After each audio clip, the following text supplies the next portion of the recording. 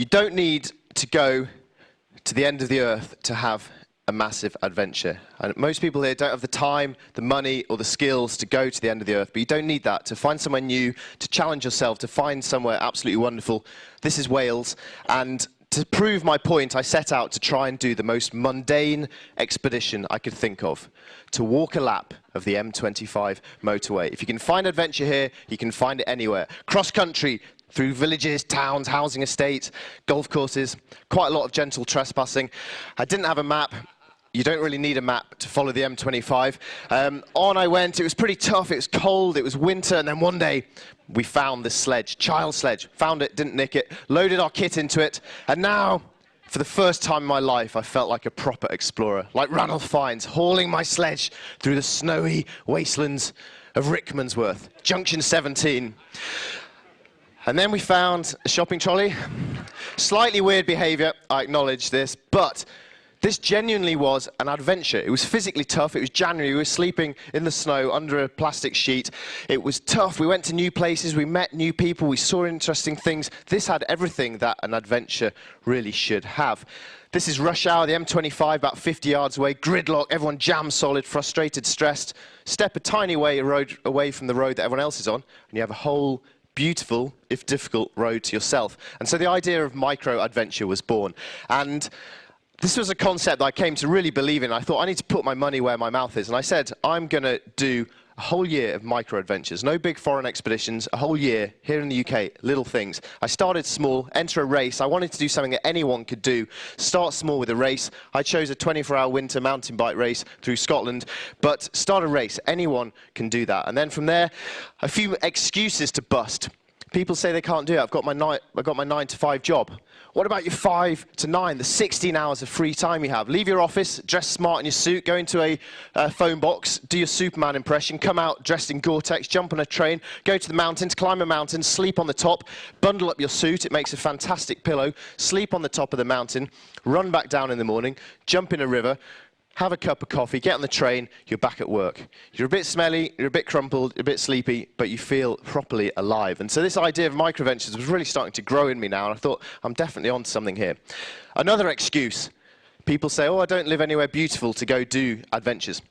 I live in Gravesend. There's a total dump, so that is a rubbish excuse. If you walk out your front door, nobody in the UK lives more than 15 miles from decent countryside. Walk out your front door, walk for 15 miles. You will be somewhere you've never been before, somewhere beautiful, sleep under the stars in a bivvy bag. Sleeping under the stars is one of the best things you can ever do for feeling properly out in the wild, even close to home. Wake up in the morning, jump in a river, walk back home. You've had an adventure in 24 hours.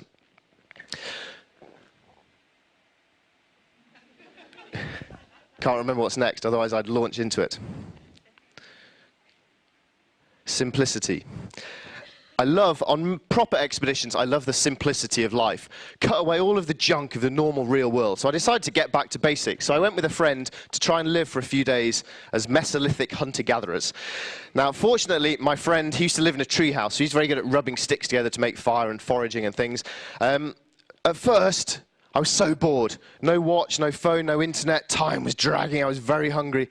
It took me a while just to slow down and just really relax and start to be observant.